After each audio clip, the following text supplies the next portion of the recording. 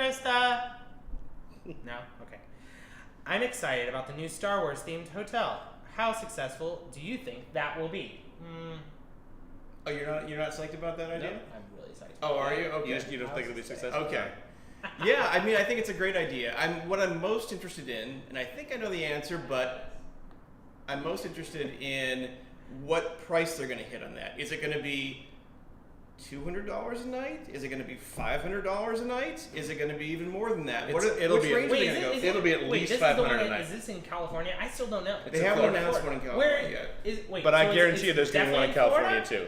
And it's definitely at Hollywood Studios. And maybe in California, but they haven't said anything. I think they're going to do it in California. I think that's that other hotel they've announced. If it's Florida, then I feel like I feel like it's definitely deluxe resort. It is. It's definitely deluxe resort. It might be higher than It's deluxe plus. It's $500 on that minimum. That's my guess.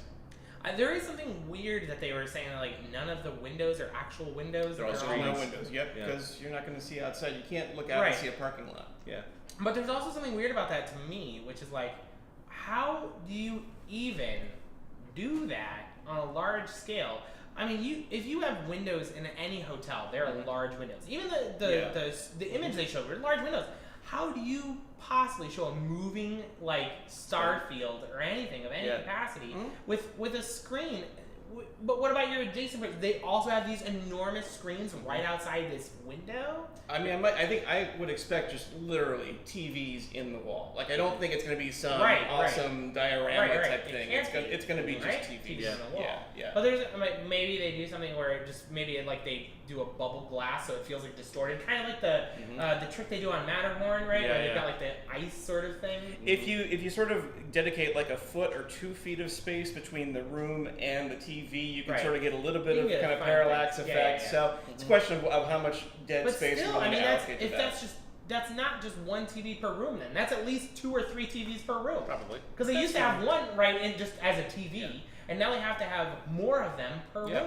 I think it's not a big deal cost-wise. Panels are cheap now, though. Yeah, TVs in that kind of volume are really cheap. Sure. They might be cheaper than Windows potentially. They might be. They're probably more energy efficient. Well, I don't know about that, but like you don't in terms of heating and cooling. Sure. You don't lose what you lose to Windows. There might be a way to make that money back up. I'm curious about like other things like screen burn. These are TVs that are on all the time. Yeah. What about when sleeping? Are there blinds? Like all this sort of stuff. They've already done this. They did this in the Disney Cruise Line. The interior rooms have a virtual portal. Do you know what happens like when it's nighttime? I mean, the screen presumably goes dark to some extent, at least, right? Nighttime ocean. Yeah. But like nighttime space is space. Yep.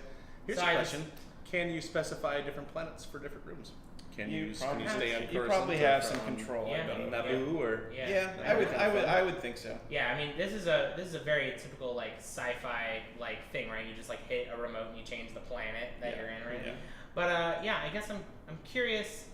I'm curious about like that entire hotel, how they manage beds and stuff. Like they showed things like built-in bunk beds to the wall, but like these were like very military spacey sort of looking things that don't look like they have proper mattresses. You know, like I mean, I'm super curious how much that is super custom. And does that turn people on or turn people off? Well, it's fair to say that there's a reason no one's done this before. It's for issues like that. Because really it's hard to reconfigure. It's hard to build custom furniture. Yeah, how do you make a bed that is as comfortable as a normal bed but looks super space age? And the other thing is maybe it won't look like that at all. Maybe it'll look like mostly like a normal hotel room with like a picture of Luke Skywalker. Yeah. Who knows? Who knows? Who knows? There's a lot of things could happen. So I think it'll be successful though, no matter. It'll be successful. Yeah. It will be expensive. It will be definitely a deluxe. There's no doubt about it. Cool. Here's a question though, just to tag on the end. Do you think the rep will follow you to the hotel? The what? Your rep from inside Star Wars Land. You know that you have those reps like you crashed the Millennium Falcon and. I mean, I bet maybe there is. Maybe there is something to do with that, but I doubt it's significant because not everyone will be able to experience that because not everyone will be staying there. So I don't know if it's worth them building. Well, one thing I saw them tease, and maybe I overread it, but that they would hand each family kind of a storyline. Right. That there's something, it's not something that's going to dominate your stay, but just like, oh, by the way, you should go to station 3C and they have something for you there. Right. Yeah. So maybe a little game that people can play. I hope that they call rooms like this Station 3C instead of 1138, which would be awesome. Do you suppose that Legends of Frontierland was the test for all of this? Because it kind of feels like that was the first time they were trying to do this stuff, and then they've done a lot of. I mean, they've done Legends of Frontierland. They've done the Kim Adventure Possible Land game one. in Epcot. Were Those those- kind of games. I mean, were those all successful, or were those just nah? I heard they were all fun. I don't know. The success is I hard don't to know. gauge. The Frontierland one, I feel like, was not as widely received as we. The thing they all had in common was what they all seemed to scale horribly. Like they're Yeah, good. yeah. They're a good way to occupy 50 people at Right, once, right. but they can't handle sort of Pirates type capacity. Yeah, no. Yeah. All right. So successful. Yeah, Successful. probably.